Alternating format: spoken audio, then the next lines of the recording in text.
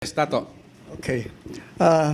I'd like to share exactly what happened to me. No, I am a product of this traditional education that we're talking about. That was Ako some years ago, no? Some years ago. Some years ago. Ako ay, kumbaga parang dumaan sa elementarya, high school, college, na hindi ako nag-aral.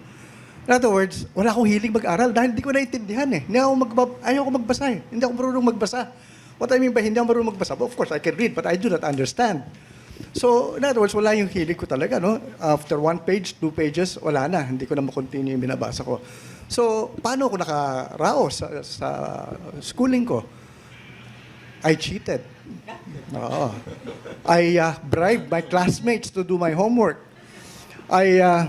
Actually, binarkada ko mga teacher ko para pumasa ako. Ay, mayroon mas madaling paraan dyan. Mag-erase ka lang ng blackboard, okay. Ayun na nga, ganun nga. In other words, araw-araw pumapasok ako. Sabi lang sa akin ng papa ko at mama ko, basta we don't care how long you'll stay in school as long as you go to school.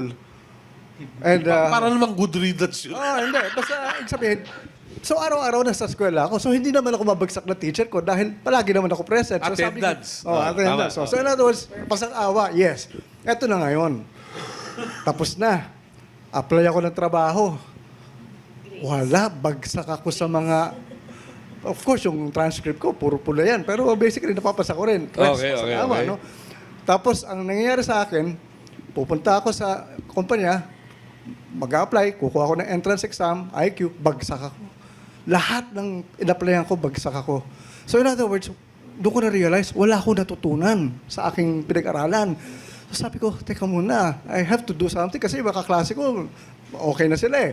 Ako nang iiwan, wala pa akong trabaho, no?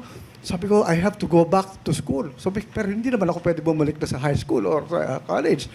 So sabi ko, I just have to open my books again.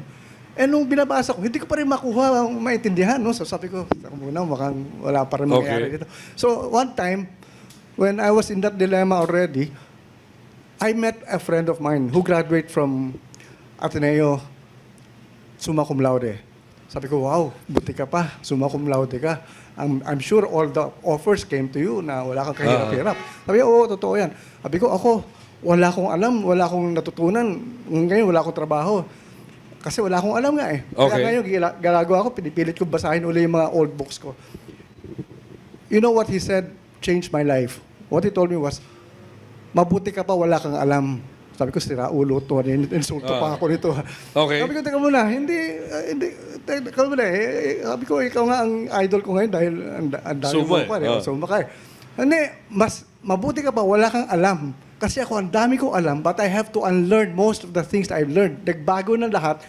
Ikaw, wag mo na balikan yung mga old textbooks mo. Sabi ko, saan ako pupunta? Library. Lalari yung library. What you do is go to the bookstores. Look for the latest books that you can find. Okay. As I've said earlier, wala lang ako hilig, no? Pero the moment I stepped into the bookstore and I looked at the books which interested me, nainganyo na ako magbasa.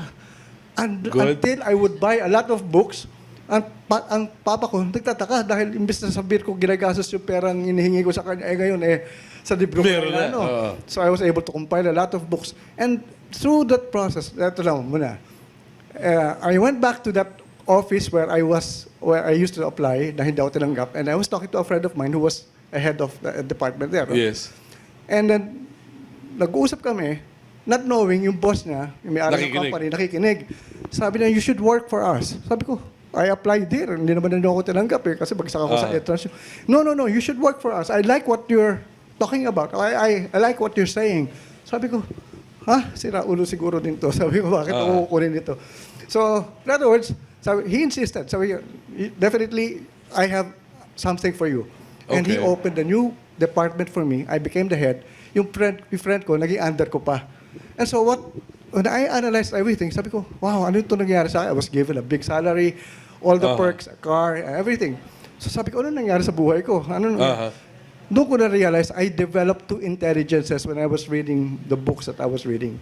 First, I developed what we call the interpersonal intelligence, which is yung para mahusay ka makisama, makitungo sa ibang tao.